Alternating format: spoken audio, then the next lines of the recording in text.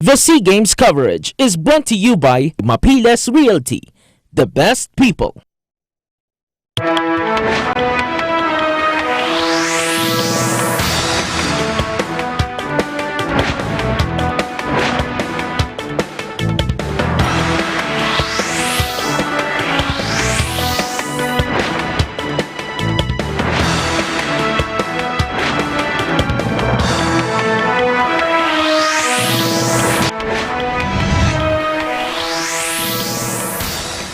Sa ating headlines, opening ceremony ng 30th Southeast Asian Games o SEA Games isasagawa ngayong gabi sa Philippine Arena sa siyudad de Victoria sa Bocaue, Bulacan.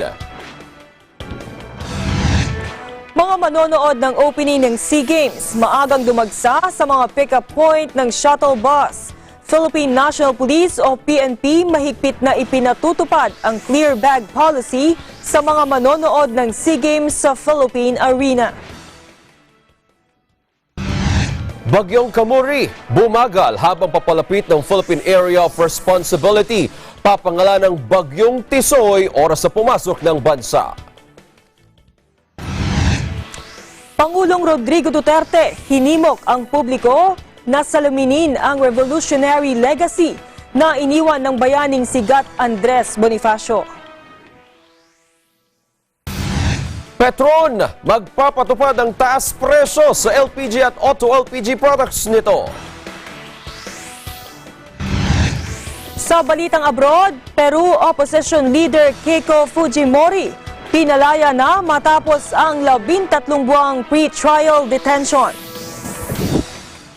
At tunghayan ang makapigil hiningang pagtawid ng dalawang lalaki mula Paris, France sa bundok sa bilis na halos 250 miles per hour sa China.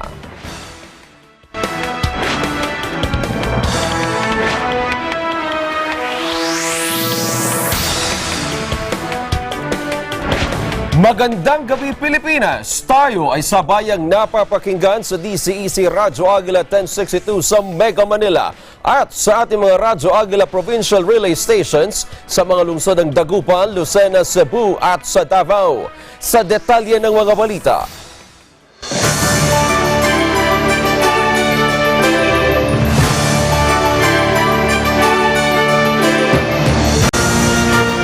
Ngayong gabi na ang opening ceremony ng 30th Southeast Asian Games o SEA Games.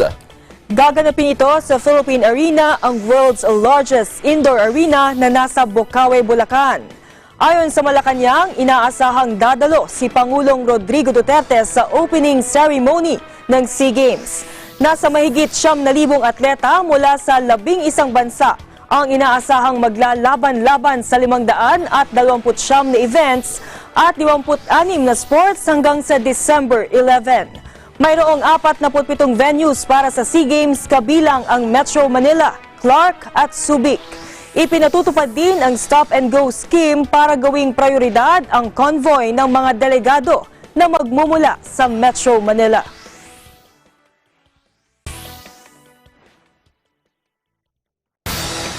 Samantala, bago ang formal na pagbubukas ng SEA Games, nakipagpulong muna si Pangulong Rodrigo Duterte kay Brunei leader Sultan Hassan al-Bolkiah na ang kanyang mga anak sina Prince Abdul Matin at Princess Azima ay miyembro ng Brunei Polo Team na lumalaban ngayon sa SEA Games. Ang pamangkin naman ng Sultan na si Faki Jeffrey Bolkiah ang siya naman captain ng Brunei Men's Football Squad. Si Sultan Bolkiah ay inaasahang dadalo sa SEA Games opening para magpakita ng suporta sa sports event. Itatanghal naman sa Philippine Arena ang kultura ng bansa sa makasaysayang pagbubukas ng SEA Games. Isang digital type of opening ceremony ang gagawin sa 30th SEA Games opening ceremonies sa Philippine Arena.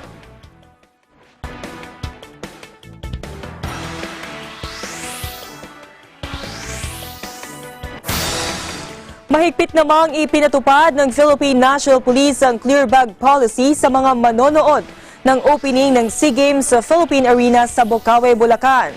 Bago sumakay ng bus, isinailalim na rin sa security screening ang mga manonood at kinumpiska ang mga dala nilang prohibited items. Ang detalye sa report ni Mar Gabriel. Maagang dumagsa sa pick-up point ng shuttle bus sa Trinoma Mall sa Quezon City ang mga manonood ng opening ng Southeast Asian Games sa Philippine Arena sa Bukawi, Bulacan. Alas 9 ng umaga kasi ang schedule ng unang biyahe ng bus patungo sa venue. Pero bago sumakay ng bus, mabusisi munang ininspeksyon ng mga pulis sa screening area ang gamit ng mga manonood. Ang lahat ng prohibited items gaya ng matutulis na bagay, flammable objects, bottled water, at iba pang ipinagbabawal ay kinumpiska at inilagay sa isang kahon. Hindi rin pinayagang sumakay sa bus ang mga may bitbit na backpack at iba pang malalaking bagahe. Dahil ito sa ipinatutupad na clear bag policy kung saan tanging ang mga transparent na bag lang ang pinapayagang dalhin ng mga manonood.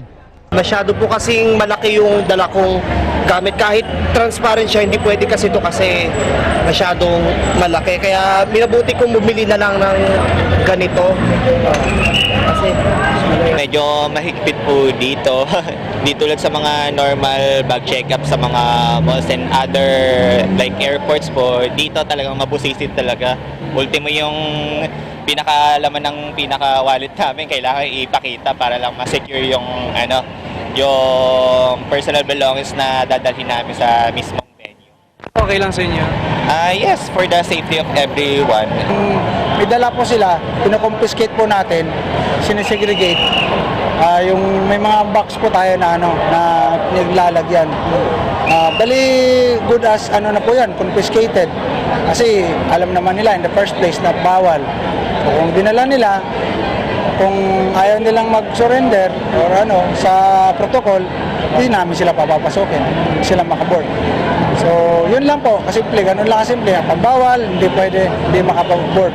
Kaya naman ang ilan, kanya-kanya muna ng diskarte. Sa bahay pa lang, dahil wala naman akong transparent bag na available that time, nilagay ko sa plastic. Tapos nilagay ko sa nagbaon ako ng paper bag para at least pagka dito na sa inspection na, lalabas ko na lang yung plastic, tabi ko yung paper bag. Ganun lang. Pero yung iba kasi, right away nakapag-avail sila ng transparent bag na meron dito sa mall. Ganon. Pero ultimo kasi yung yung mga hand sanitizer, bawal talaga eh. So, nanghinayang man ako sa hand sanitizer ko kasi wala akong magagamit doon. Pero okay lang, kaysa naman hindi ka makapag-enjoy dahil hindi ka na-hold ka na kagad.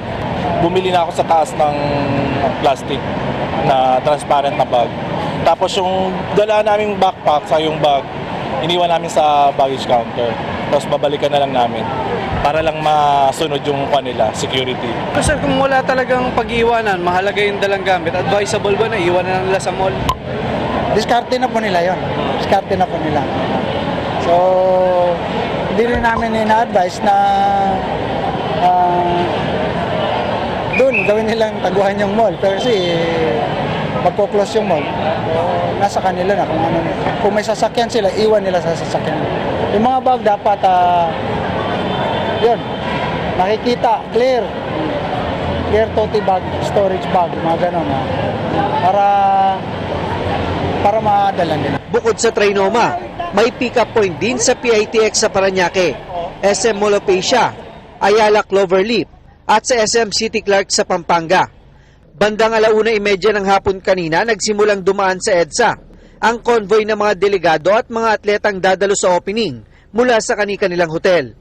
Samantala, mahigpit din ang ipinatutupad na seguridad sa Philippine Arena kung saan mabusising kinakapkapan at iniinspeksyon ang gamit ng mga manonood. Alas 5 ng hapon, ipinatupad ang lockdown sa venue para sa opisyal na pagbubukas ng 30th SEA Games. Bandang alas 9 ng gabi, inaasahang matatapos ang programa, kaya asahan na raw ng mga motorista ang stop and go scheme sa EDSA sa pagbalik ng mga delegado sa kanilang mga hotel. Mahigit daan-daang convoy po ang kailangan naming masiguro na makakarating po ng Philippine Arena on time. No? Nasa 200 mahigit po yan. 200 mahigit na buses at convoy. Stop and go scheme po ang paiiralin natin.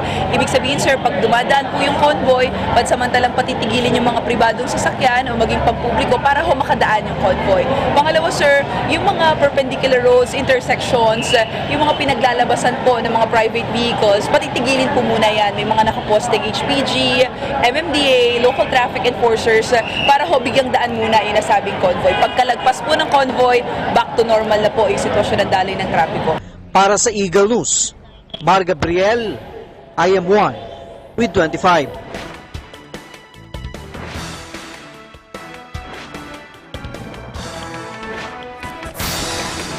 Abangan, Typhoon Tisoy pumasok na sa Philippine Area of Responsibility. Ang lagay ng ating panahon, alamin. At National Telecommunications Commission, pinaalalahanan ang lahat ng telcos na tiyaking di maaantala ang serbisyo sa mga lugar na inaasahang tatamaan ng Bagyong Tisoy. Antabayanan ang mga balitang yan sa pagbabalik ng mata ng Agila Weekend. Alam ba ninyo na ang orihinal na pangalan ng Southeast Asian Games ay Asian Peninsular Games o SEAP Games? Taong 1951 nang una itong gamitin sa Burma na ngayon ay Myanmar, Malaya na ngayon ay Malaysia, Singapore, South Vietnam na ngayon ay Vietnam, Laos at ang host na Thailand na mayroon lamang 12 sports.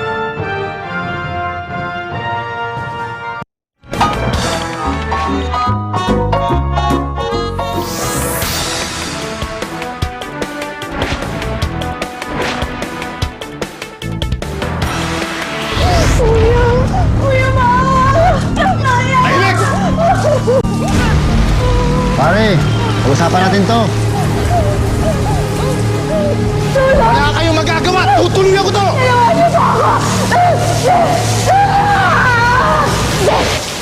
Ito ang sabi ni Direk. Ang sabi ko.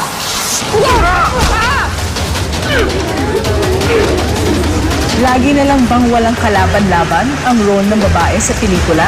Baguhin na natin yan. Sa pelikula o totoong buhay, ibida ang tapang ng kababaihan. Yan ang equal din.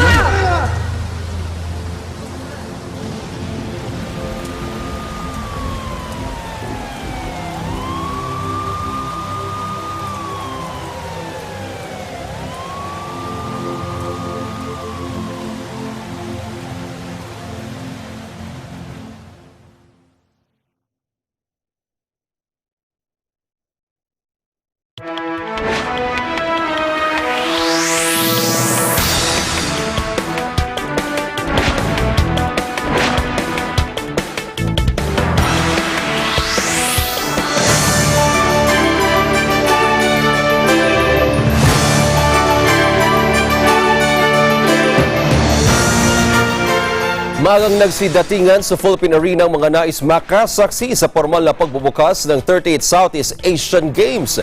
Yan ay kahit na mahigpit ang seguridad na ipinatutupad sa lugar, hindi nila ito inalintana. Mahalagaan niyang masaksahan nilang makasaysayang sports event sa bansa. Detalye live, mag-uulat si Mean Corvera sa Philippine Arena. Mean, kamusta ang preparasyon dyan?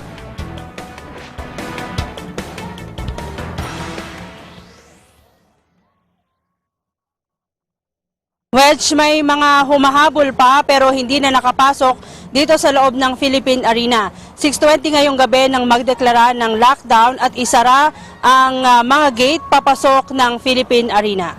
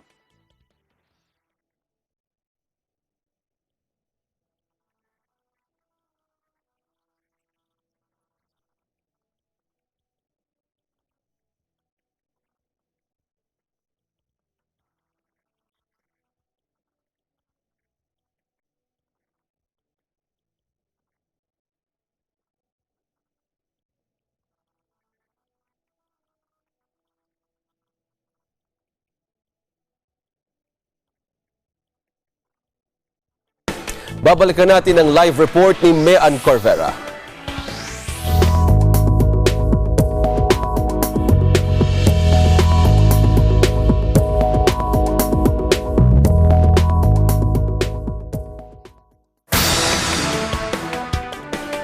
Balikan natin si Mean Corvera dyan pumasok na sa Philippine Area of Responsibility o PAR ang Typhoon Tisoy. Ayon sa Pag-asa, huli itong namataan sa layong 1,175 km sa silangan ng Verac, Catanduanes. Taglay nito ang lakas ng hangin umaabot sa 150 km kada oras, malapit sa gitna at pagbugsong aabot sa 185 km kada oras. Kumikilos ito patimog kanluran sa bilis na 15 km kada oras. Patuloy nilang babantayan ng bagyo at asahang magtataas pa ng storm warning signal. Samantala, nakaapekto pa rin sa buong Luzon ang Northeast Monsoon o amihan. Bukas, makararanas ng maulap na papawirin na may kalat-kalat na pag-ulan at thunderstorms sa mga lalawigan ng Cagayan Valley, Aurora at sa Quezon. Habang ang Palawan, Visayas at Mindanao, maging ang Metro Manila at nalalabing bahagi ng Luzon ay makararanas ng bahagyang maulap na papawirin na may ilang mga pag-ulan dahil sa localized thunderstorms.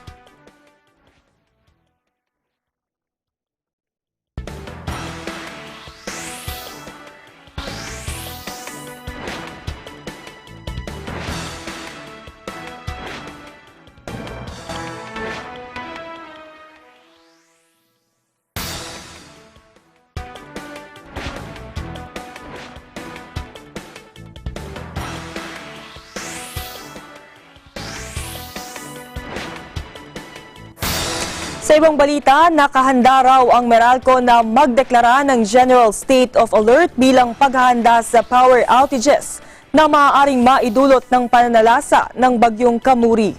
Ayon kay Meralco Public Information Office Head Joe Zaldarriaga, bilang 24-hour service company, committed sila na rumesponde sa mga nasabing uri ng emergencies. Naka-standby anya ang kanilang mga tauhan para rumesponde sakaling magkaroon ng problema sa kanilang mga pasilidad sa mga lugar na maaaring matamaan ng bagyo. Dagdag pa ni Zaldarriaga, hiniling na nila sa billboard owners at operators na pansamantala munang itiklop ang kanilang mga billboard para maiwasang maitumba ito ng malalakas na hangin.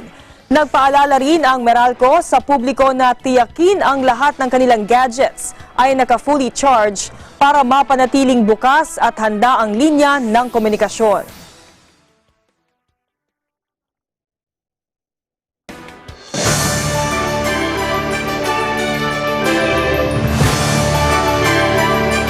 Pinaalalahanan ng National Telecommunications Commission o NTC ang lahat ng telecommunication companies na tiyaking di maantalang serbisyo sa mga lugar na inaasahang tatamaan ng bagyong Tisoy.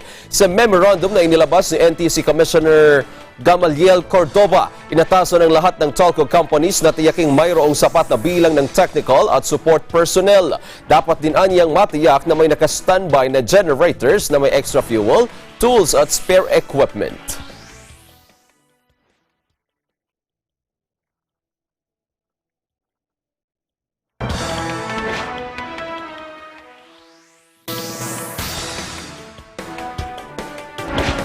Nag-deploy ang Armed Forces of the Philippines o AFP sa Southern Luzon ng mga deployed combined air, land and sea forces para sa seguridad ng mga atleta at game venues sa 30th SEA Games sa Calabarzon Region.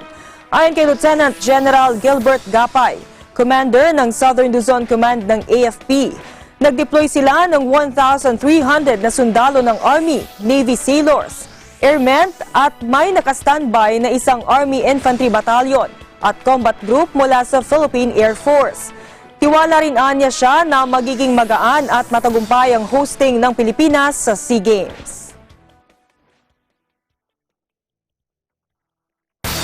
Nagsuspende naman ng klase ang ilang paaralan dahil sa gaganaping 30th Southeast Asian Games sa bansa. Narito po ang listahan ng mga lugar at paaralan na nagsuspende ng kanilang mga klase. Sa San Juan, Pampanga, Angeles City, Maynila, Pasig City, Quezon City, Zambales at maging sa Cavite.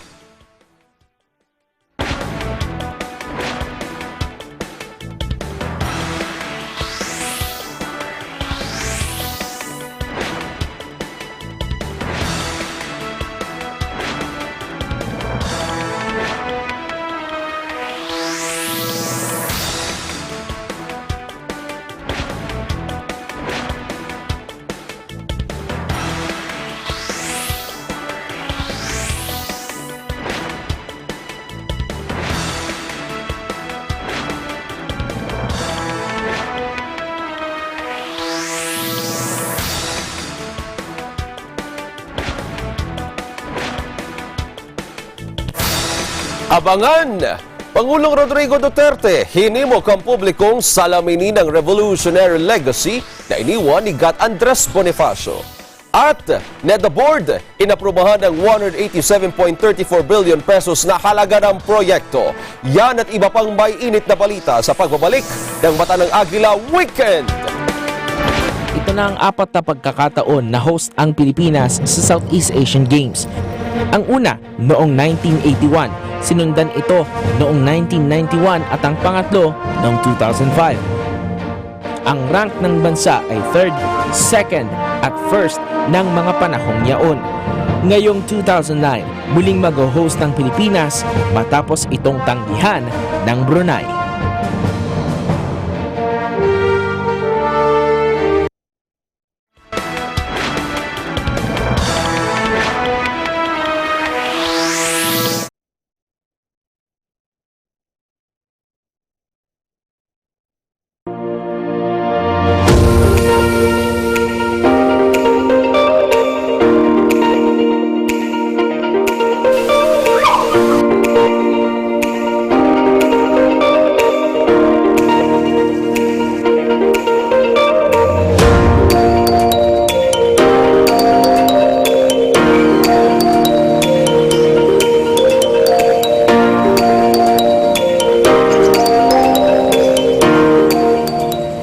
When visiting the Philippines, Manila or Quezon City is a popular destination. But oftentimes the hustle and bustle of the city can be more stressful on your vacation. So when you feel the need to reconnect to nature or relax again, there's a beautiful oasis just outside of the city called the Garden at Ciudad de Victoria.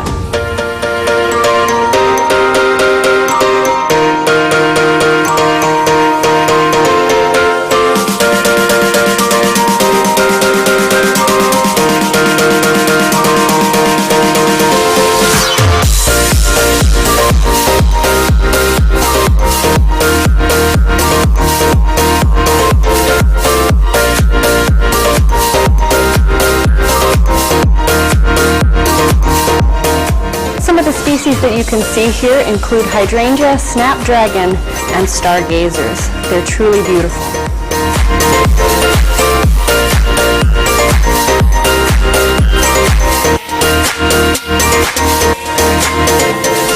The gardens at Ciudad de Victoria are so peaceful, tranquil, and beautiful that it's become a haven for young couples and a very popular venue for engagement photos.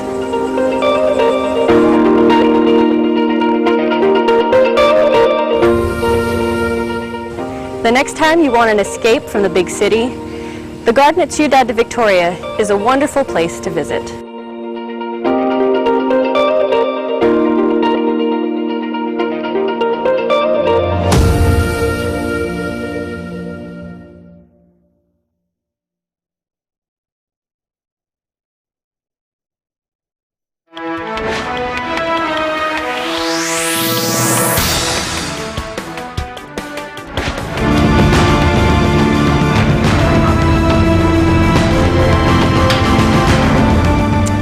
Kasabay ng paggunita sa 156th birth anniversary ng bayaning si Andres Bonifacio, hinimok ni Pangulong Rodrigo Duterte ang publiko na salaminin ang revolutionary legacy na iniwan ng bayaning si Bonifacio.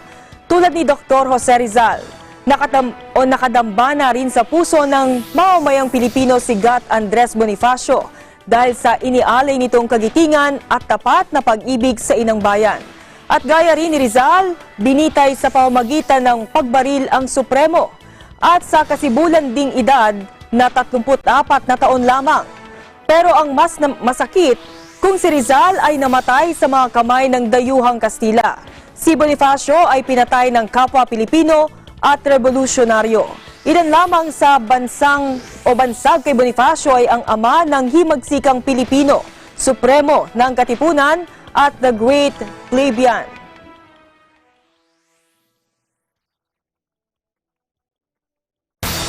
Dumating sa bansa nitong Biyernes si Admiral Sim Seong-sob, Chief Naval Operations ng Republic of Korea.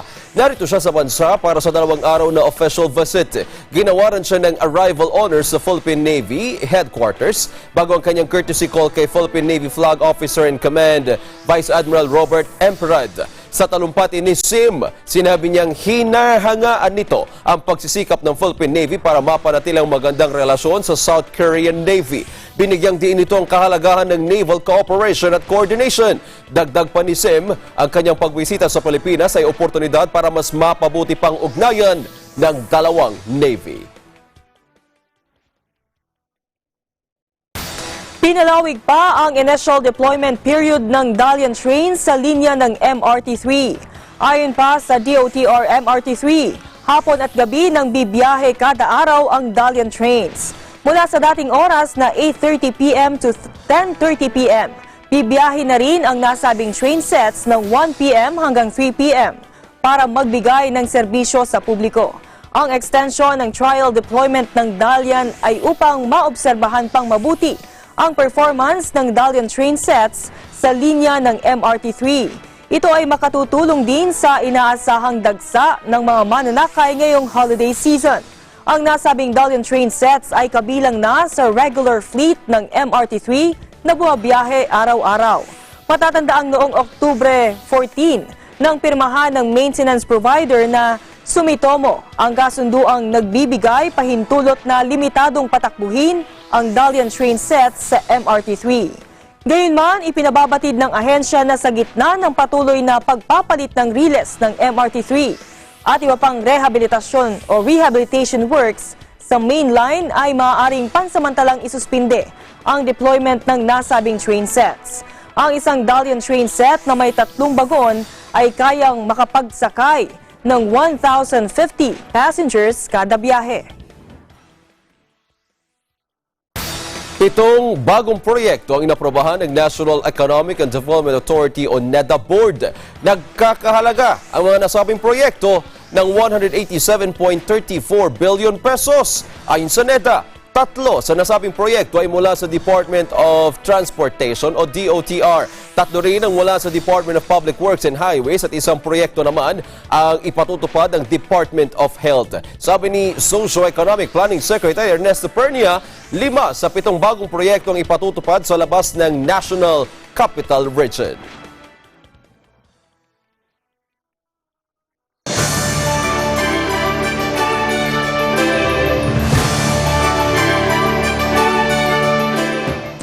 We win as one. Ito ang battle cry ng bansa sa 2019 SEA Games.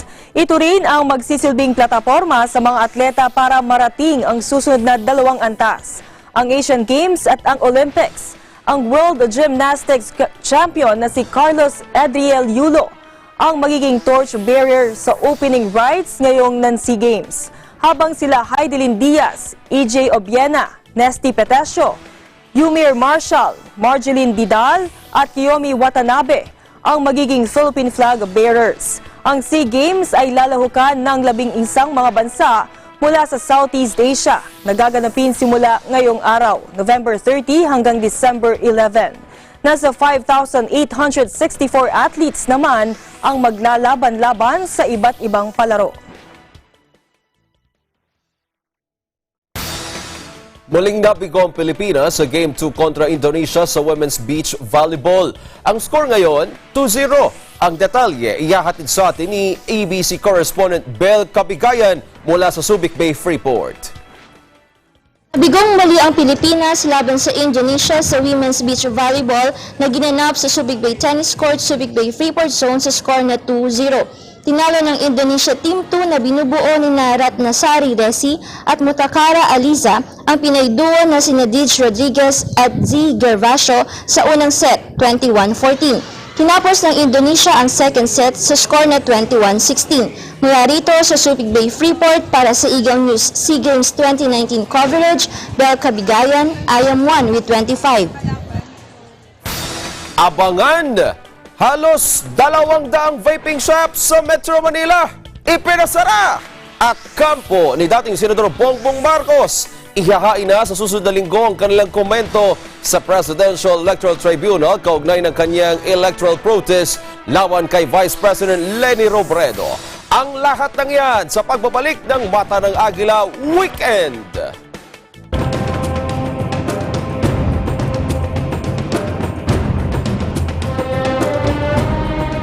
May karapatan ng isang host country na maglagay ng sports na nakasanayan na sa kanilang bansa. Kaya naman noong 1991, isinama ng Pilipinas ang larong arnis bilang isang demonstration sport na nakapag-uwi ng 14 na medalya sa bansa, 10 golds, 3 silver at 1 bronze. Isinama rin ito noong 2005 at ang naiuwing medalya ay 6 na nakatay ang Vietnam. Hindi naman naisali ang arnis pagkalipas ng 2005.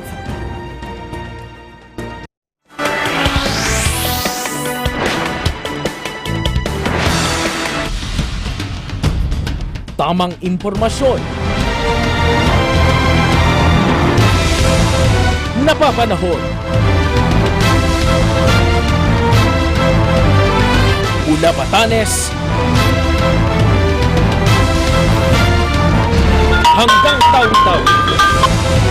Di lamang sa bansa, kundi maging sa iba't ibang panig ng mundo.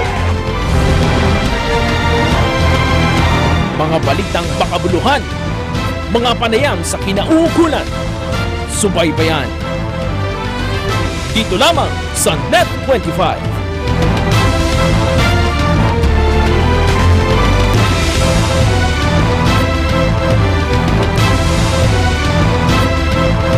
News, entertainment, technology.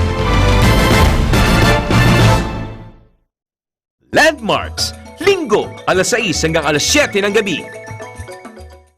Tips time for parents. Encourage kids to do pretend play. Pretend play is so much fun. Parents and kids can learn a lot of skills when doing imaginative play. Here are some activities that parents and kids can do together.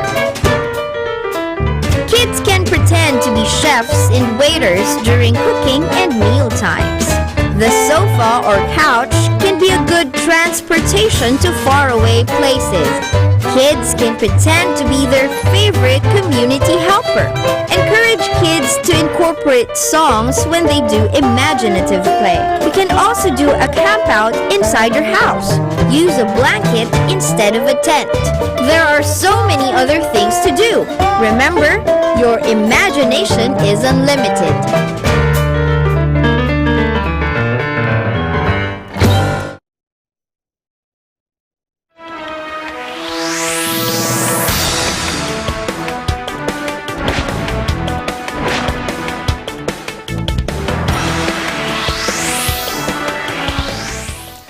Pinuri ni Representative Yeda Marie Romualdez ng Tingog Party List Group ang hakbang para itaas ang sahod ng government nurses. Ayon kay Romualdez na isang registered nurse by profession, ang pagtataas sa sweldo ng mga nurse ay makatutulong para makumbinsi ang mga ito na manatili na lang sa bansa sa halip na magtrabaho sa ibang bansa. Una nang inadopt ng Senado ang amendment ng 4.1 trillion pesos na national budget kung saan ipinananukala ni Senator Panfilo Lacson ang pagsunod sa desisyon ng Korte Suprema na nagtataguyod sa validity ng probisyon sa Philippine Nursing Act of 2002.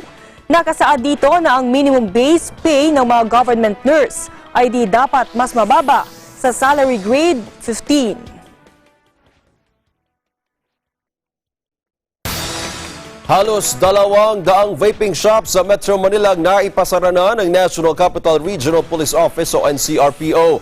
Sa loob lamang po yan ng 2 linggo matapos ang verbal order ni Pangulong Rodrigo Duterte na ipagbawal ang e-cigarettes at vaping products.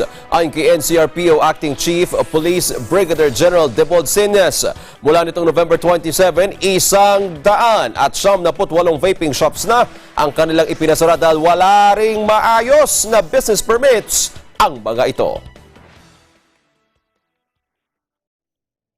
Magpapatupad ng dagdag presyo ang Petron sa LPG nito at Auto LPG products. Sa abiso ng oil firm, 25 centavos kada kilogram ang itataas sa presyo ng LPG, habang 15 centavos sa kada litro sa presyo ng Auto LPG. Epektibo nila ito simula mamayang hating gabi. Maghahain ng komento si dating Senador Bongbong Marcos sa Presidential Electoral Tribunal kaugnay ng kanyang electoral protest laban kay Vice President Leni Robredo. Si Eden Suarez Santos sa detalye. Ihahain na sa susunod na linggo ng kampo ni dating Senador Ferdinand Bongbong Marcos Jr. ang kanilang komento sa Presidential Electoral Tribunal kaugnay ng kanyang electoral protest laban kay Vice President Leni Robredo. Ayon kay Marcos, umaasa sila nakakatiga ng PET ang kahilingan ng maibasura ang resulta ng nagdaang Vice Presidential election sa ilang lalawigan na kanilang kinukwestiyon. On the two remaining causes of action, the recount and the annulment of the results in the three provinces. We will be submitting that within the next week or so, within the next fortnight. And then the PET will decide as to what to do. We have been insisting that we proceed with the second cause since the very beginning of the case. Pero hindi pumapayag si Justice Agila. Medyo parang, because dahil sa aming palagay, matibay ang aming ebidensya, maraming kaming ipapakita, madaling patunayan yung aming sinasabi na hindi nagkaroon ng tamang na totoong halalan doon sa mga lugar na yan. And so I'm hoping that the PET will ask us to, upon studying our comments, that the PET will say that we can now proceed to the second cause of action and we will now present evidence on that. That's the status of the case right now. Ayaw namang magbigay ng timetable si Marcos kung kailan magkaroon ng desisyon ng kanyang protesta. Giit nito, mahigit 3 taon na ang kanyang electoral protest, subalit sinisiguro nito na hindi siya susuko. And eventually, talaga padelay ng padelay. Hindi ko akalain aabot ng 3 taon ito. Lampas, I filed my protest on June 28 on 2016. So we are past 3 years already. I did not think it would reach this. So I will avoid committing myself to any kind of schedule. Ganito na lang. Hindi ko titigilan. Hindi ko titigilan itong protestang ito. Dahil ito, parating na yung susunod na halalan, 2022. Hindi ba kayo nakugulat? Andyan pa rin ang Smartmatic. Yan. Hindi pa natin tinatanggal ang Smartmatic. Maliwanag na hindi lamang dito sa Pilipinas, kung hindi sa iba't ibang bansa na walang ginawang Smartmatic kundi mandaya. Tumanggap ng pera para dayain ang halalan. Ngunit alam na natin lahat ito. Lahat ng mga Venezuela na Smartmatic na pumunta dito may kaso dahil sa kanilang kalukuhan. Pero nandyan pa rin ang Smartmatic. Siguro dapat yung COMELEC mag-isip-isip na sila ng yung bago. We have been suggesting the hybrid type election. Para sa Eagle News, Eden Santos, I am one with 25.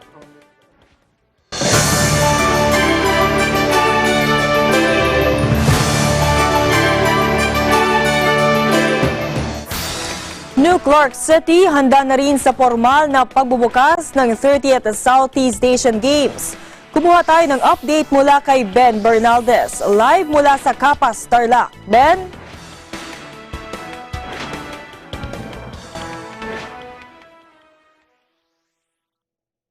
Yes, Judith, at narito tayo ngayon sa New Clark City habang ang karamihan sa mga kababayan at mga bisita nating delegado ay nasa Philippine Arena. At talagang nakamamangha ang New Clark City mula sa Athletes Village na inikot natin kanina, ang Aquatic Center at ang stadium at ang talagang nakamamang state-of-the-art na cauldron na siyang naging balita ng kontrobersya sa mga unang araw ng pagbubukas ng SEA Games. At dito ay tahimik ang buong New Clark City, maayos at hanganda na rin ang pasilidad sa pagbubukas ng mga kompetisyon sa araw ng bukas. Kaya lang at mamaya ay talagang tututukan natin dito sa likod natin ngayon ang stadium at talagang iilaw ito mamaya simultaneously sa Philippine Arena at sisindihan ang cauldron na ito.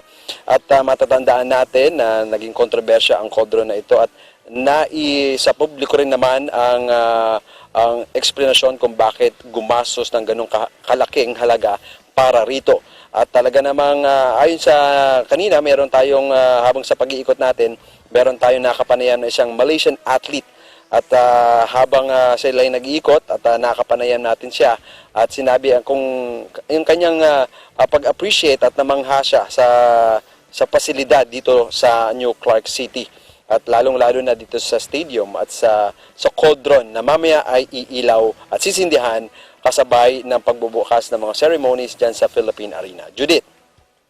Maraming salamat, Ben Bernaldez, nag-uulat ng live mula sa New Clark City.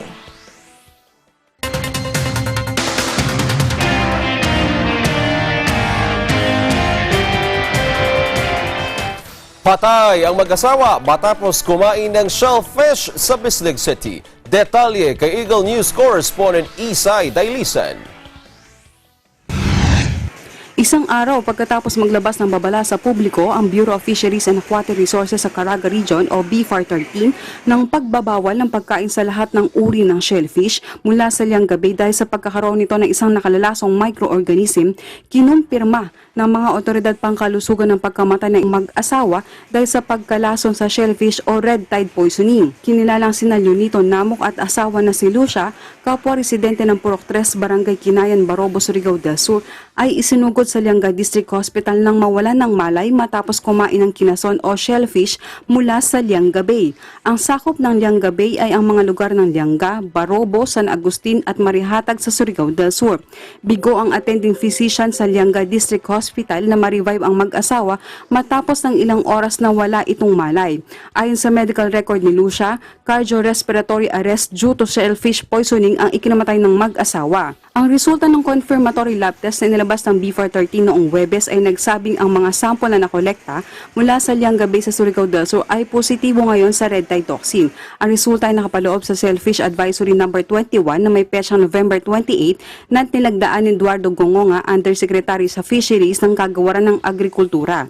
Upang maiwasan ang pagkalason sa shellfish, binalaan ng BFAR publiko na pigilin ang pagkain sa shellfish mula sa Lianga Bay sa Surigao del Sur hanggat hindi bumababa ang toxicity sa mga karne ng shellfish. Ang mga biotoxins ng dagat ay heat stable at hindi maaaring mawala sa anumang paraan kahit dumaan pa ito sa acidification o sa pamamagitan ng paggamit ng suka o kahit pa isalalim ito sa cryogen temperature. Batay sa report mula sa bayan ng Barobo kung saan namatay ang mag-asawa, kumain ng shellfish ang mag-asawa ng hindi niluto o kinilaw bago sila nawalan ng malay. Sa kaso ng dalawang pagkamatay, pinalakas ng BFAR ang babala nito sa mga pamayanan sa baybayin ng Lianga upang pigilin ang pagtitipon at pagkonsumo ng shellfish. Para sa Eagle News, Isay Dailisan, I am 1 with 25. Matatagpuan sa lalawigan ng Cavite ang Aguinaldo Shrine, Fort San Felipe at Sandy Point. Tunghayan natin ang ganda ng probinsyang ito sa Pinned Experience Beautiful Creations.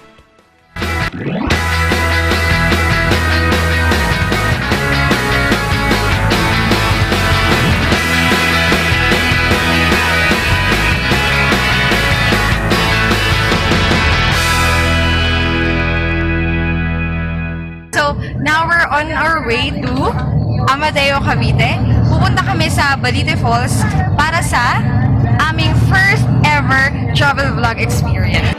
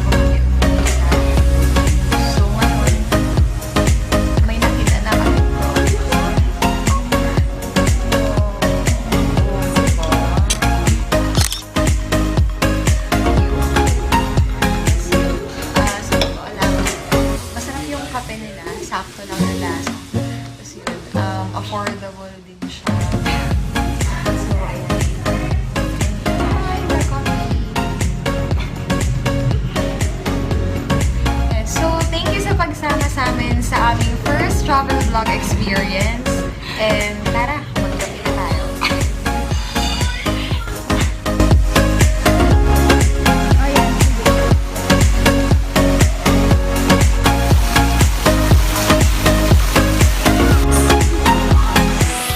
Panoorin ang iba pang travel vlogs ng ating mga EBC correspondents sa buong bansa sa Pinned Experience Beautiful Creations. Mapapanood ang playlist ng Pinned sa YouTube channel ng 95.5 Pinas FM. Maaari itong i-share sa social media gamit ang hashtag Pinned. Abangan! Patak kontra polio, nagpapatuloy. At Pangulong Rodrigo Duterte, binigyan lamang ng 3 araw ang mga pogo sa bansa para magparehistro sa BIR at magbayad ng buwis. Ang mga balitang yan sa pagbabalik ng mata ng Agila Weekend.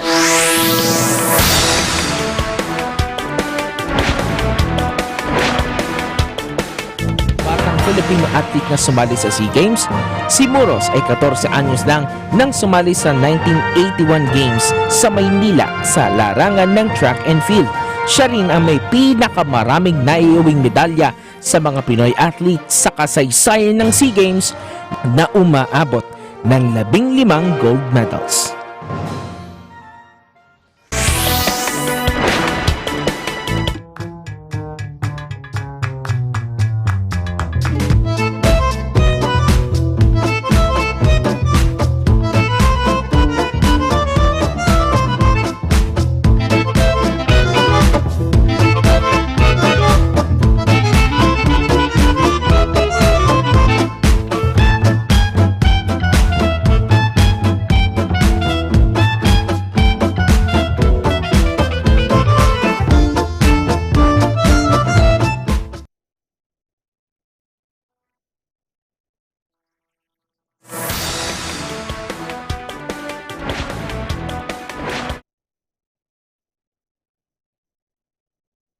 This portion is brought to you by Sanicare, your hygiene companion in all of life's adventures.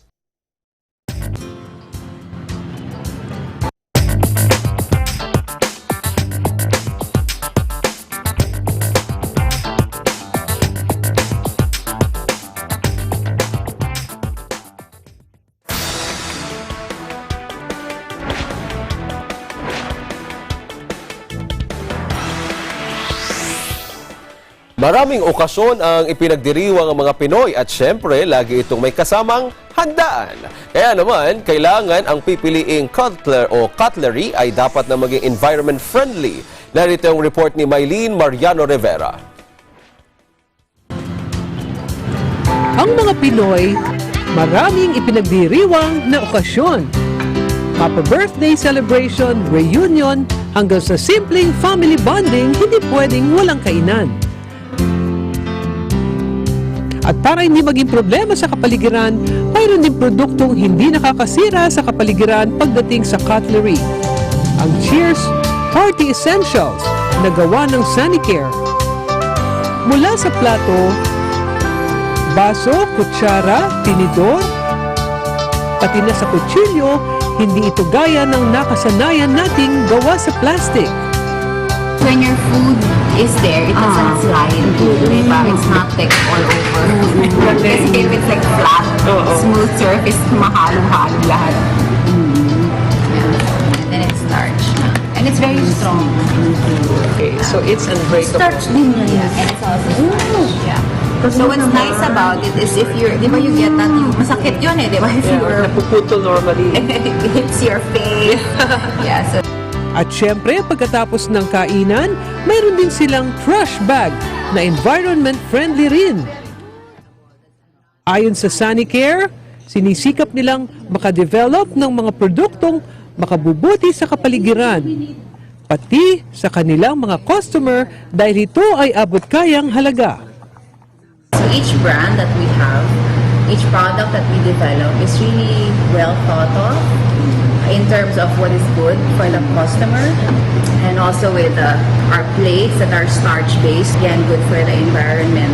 So these are the innovations that we constantly do from the beginning when my father started the company up to today, 23 years later.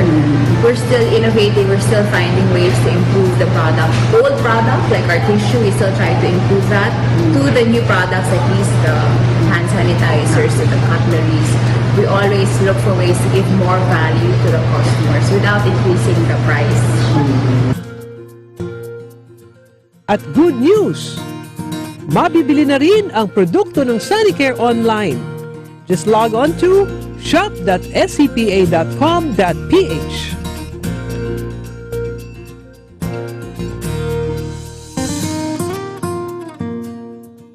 This portion is brought to you by Sanicare, your hygiene companion in all of life's adventures.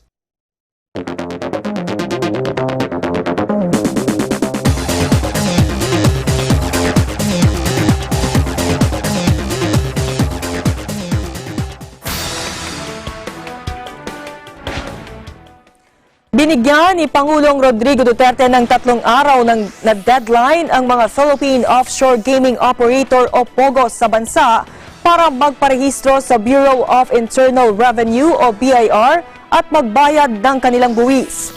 Sinabi ito ng Pangulo sa interview ng CNN Philippines.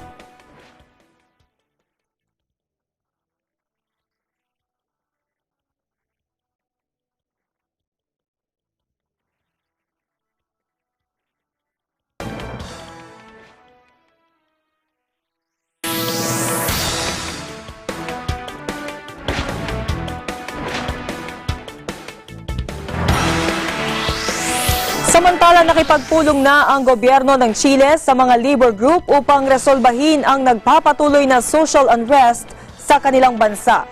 Nagtipon-tipon ang mga miyembro ng conservative government ni Chile President Sebastian Pinera at mga miyembro ng Social Unity Board. Ilan sa kanilang tinalakay ang reformang nais nilang ipatupad upang muling magkasundo ang magkabilang panig. Gayunman, muling iginiit ng mga trade union na palawigin pa ito, kasama na ang 50% na dagdag sahod at palitan ang umiiral na private pension system. Mahigit 1 buwan na mula nang sumiklab ang social crisis sa kanilang bansa.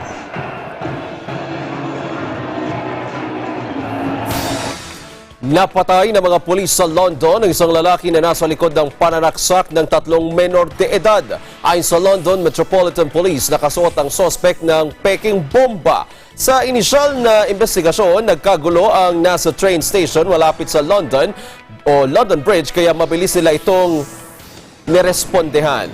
Dahil sa pagwawala ng suspect, napilitan ng mga kapulisan na barilin ito at itinuturing ng mga kapulisan ang pang-aatake na isang uri ng terorismo. Dahil sa pangyayari ay ipinasara ang train station sa lugar.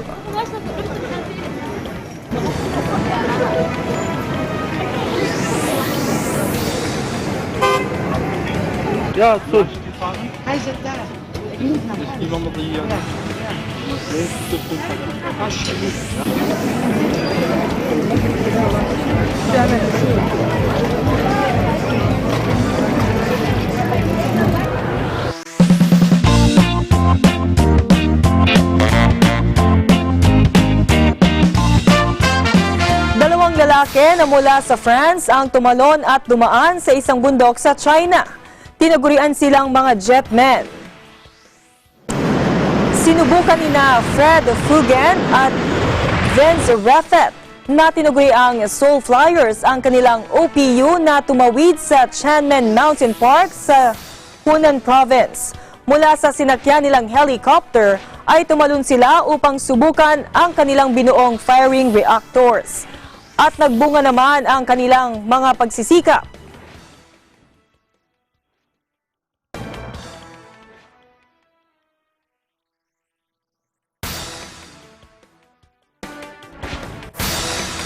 Yan ang kabuuan ng Mata ng Agila Weekend, ang matalas na pagtingin ng Mata ng Agila sa mga balita.